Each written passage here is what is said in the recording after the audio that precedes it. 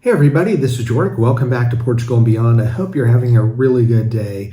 Today's video, I wanted to go through and just explain to you and give you some examples from people who live here who have purchased property or have rented, some of the frustration that they've gone through when doing so in Portugal, and sometimes in a way that isn't always the same from their home country. There's sometimes some uniqueness here that might be a little different if you're coming from, let's say, North America, the UK, another country, and you haven't rented property in Portugal or you haven't purchased anything. When you've gone on the website and you've looked at your property, or you're going to schedule a visit and take a look at places, sometimes those of us that are content creators haven't really touched on this subject, but I wanted to, because you can just go nuts and lose what's left of your hair trying to find a place to live, whether it be for a rental, more of a short term, and when I mean that, 6 months, a year or more rental. I don't mean like a 3-day VRBO, or you're looking to buy a place. It is a different process in Portugal, and I want to give you some reasons and some things to think about, because right now you're starting to come in, things are opening up, and those of you that have waited a couple of years to move, to retire here, or to vacation and look to set up here and live here on a year or more basis are coming. So here's some things that I think you need to be careful of and thinking about when moving to Portugal, because it reminds me a little bit of the Wild West back in the US. So here goes. First thing that's going to come up when you're looking at things at Idealista, even Remax, Century 21 Portugal, Caso Sapo, other places, incorrect listings. This is the first thing. The wrong address is listed. And for example, in our place, it was several blocks off. It was actually listed in another district altogether. So when we got here, we did like it. We did end up getting this place, but it was just by dumb luck, because the locations are often wrong when you're looking at listings online, which is disappointing. There are places that we saw in Lisbon that were actually in Porto, places in Porto that were actually in the Algarve in southern Portugal, 5 hours away. So you have to be very careful. The wrong listing, the address and the location can be frustrating. Also, right along with that, the wrong listing information. It has a B energy rating, which means it should have insulation and air conditioning and heating and things like that. And then you go there and it has nothing. It has a washing machine, and then you go and it doesn't have a washing machine. It says it's been renovated, and it hasn't been. You have to do a complete gut job of the place. Those aren't rare things that happen. Those are more common than not listing errors when it comes to it. And part of that is because of the third thing here, shady realtors. And some of the people are absolutely shady. They're trying to pull the wool over your eyes, trying to get you to buy something that is a terrible property, something that needs to be completely renovated, but they're trying to charge a fortune for it because they know Portugal has become a retirement destination or a hotspot for expats and digital nomads. So the thing is, the other thing, the realtors that have ghosted, they just don't show up for appointments. So you're left stuck going, okay, I'm outside this property, the realtor's supposed to meet me, and the realtor doesn't show up. And one of the main reasons why is, I could do a separate video on realtors, but one thing that has come up in speaking to numerous people from various countries who have either rented or purchased a place here, many realtors, it's their first or second place that they've sold. The reason why is because wages are so low in Portugal. One place that a number of people, whether they be new to Portugal or Portuguese, try to get into is real estate, because there's an opportunity just in selling 1 or 2 properties over the course of a year, or renting out those properties.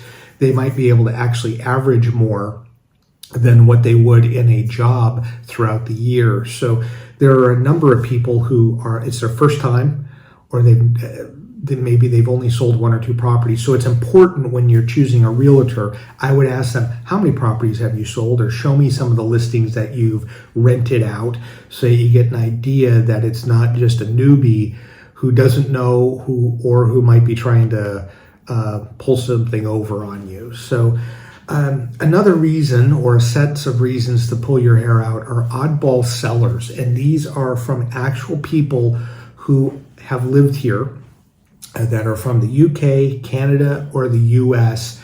I've talked to them over the last couple of years, the last 2.5, almost 3 years.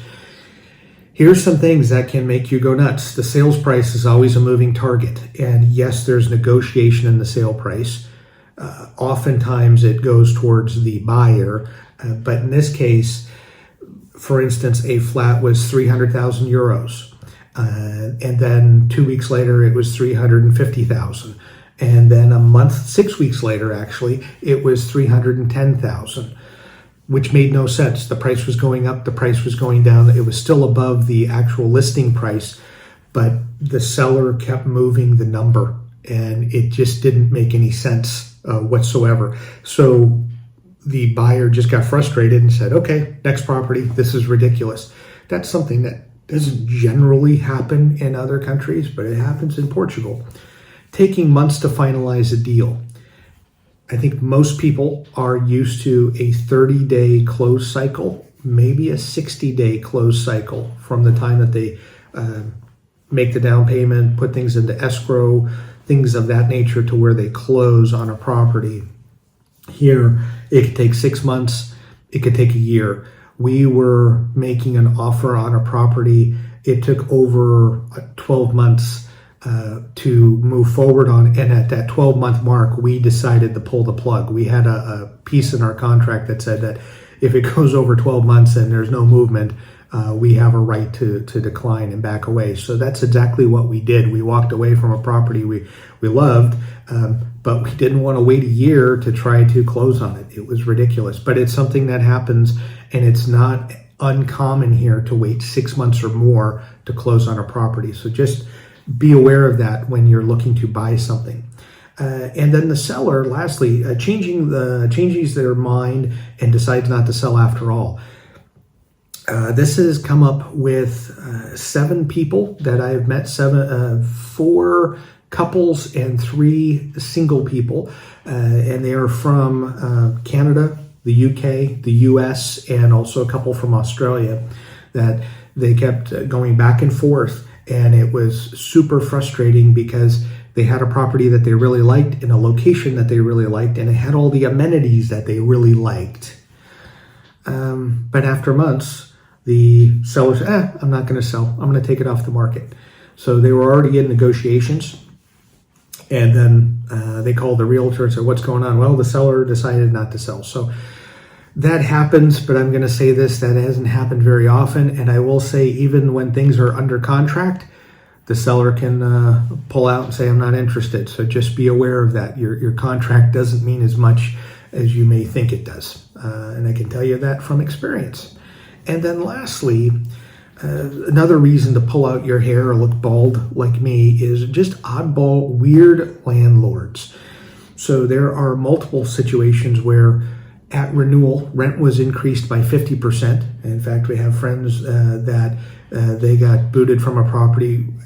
Say booted because they chose not to sign a renewal that was a 100% increase. The property was 1,500 euros a month, was a nice property. And then the landlord said, well, we're going to renew and we're going to charge 3,000 euros. Odd thing is, they have checked in on that property and they were never able to get 3,000 euros, but somebody was paying 1,800 euros to rent out the property for a year. So it's interesting, in Portugal and Lisbon's particularly, people, the main way that people are able to make money, and I'm meaning families and locals and people that have property, is real estate. And they're able to charge exorbitant fees, meaning rents, and they're able to get away with it because we're moving and we're willing to pay it. Also, something that will come up, there's multiple reports of tenants or being Harassed is the wrong word, but landlords coming in weekly or monthly to check up on the property and to just show up out of nowhere. 8 o'clock in the morning, they show up. They don't tell you. They just show up. Oh, I'm here to check out the property. Sometimes that's been to check up on you more than it is to check up on the property. That's a thing here. That happens often. I believe everybody that we know that has rented has had multiple checkups throughout the course of their lease, whether it be a 6-month lease or a 1-year lease from a landlord. That's something that, unless you're doing something wrong, or unless, let's say, the police are called in another country, and then you might get the landlord showing up to check up on their property. It's rare. Here, expected. It's common, and it's going to happen. And depending on how your relationship is with the landlord, they may show up often, almost as a way to try to be a pest so that you'll move out. And then lastly, this is something that does come up here in Portugal. There is a provision, I don't know the exact provision, but it's happened to 2 people so far that I know, that the landlord came in and said that, well, for emergency reasons, we now need the property for family members. You know, my mother's not doing well, and so you need to move out. And I want to say it was within 7 days they had to leave the property in both cases. And in one case, a mom was moving in, and then in another case, it was family, aunts and uncles and their family, like their house or their apartment had burned down, so they needed the property, and so that couple had 7 days to move the premises. So that there's a provision that allows that in Portugal. In both cases, no family members moved in. In both cases, the properties were on VRBO or Airbnb, and they were renting them out. And so the moving for family reasons, which landlords are able to do, was AKA we can make more money on short-term rentals. So it's more profitable to get rid of you and get out of your long-term lease, and we're going to do short-term renting and make a lot more money. It can happen. It does happen here. It's allowed to happen here. So that's something as well. When you are looking to rent, I would discuss that when you're renting. So just realize that the place of your dreams that you're in for a year, there may be situations where if the landlord thinks that they can make more money, they'll find a way to finagle with the contract and with the Portuguese law to make it happen to where you're not there anymore and they can make more on VRBO or Airbnb. So I talked to a number of people, and in 2022, because we're able to talk more and go out to restaurants and start communicating, I probably would have had this video out in 2020 or 2021. I just didn't have the ability to meet with people and get their impressions. And so my impressions of Portugal real estate were generally favorable until I had dinner with about 20 people, and everyone was giving me their horror stories. So this is their horror stories that I wanted to go over with you. So real estate, you're thinking about Portugal, pie in the sky, life is good, this is your slice of heaven.